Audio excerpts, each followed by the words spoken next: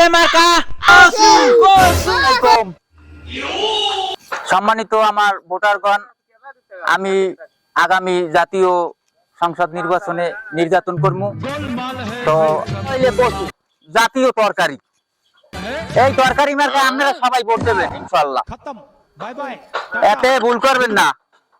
যদি আমি এই ইউনিয়নের চেয়ারম্যান হইতে পারি তাইলে আপনাকে প্রত্যেকের ঘরে ঘরে চাউল ডাল পৌঁছেই দিব। এতে ভুল হইবে না ইনশাআল্লাহ। আপনারা কি ভোট দেবেন আমার? আলহামদুলিল্লাহ। শোনেন, আমার শিক্ষাগত যোগ্যতা হইলে আমি মেট্রিকে ফেল করছি 2 পাস, কোরআনে হাফেজ, সেপারায় পাস। আমার ইনশাআল্লাহ আমি আমার এই দক্ষতা আছে, আমি আপনাদের জানিয়ে আপনাদের বাড়িতে সব পৌঁছে দিতে পারবো ইনশাআল্লাহ। এই বলে আমি আমার বক্তব্য শেষ করছি। আল্লাহ হাফেজ।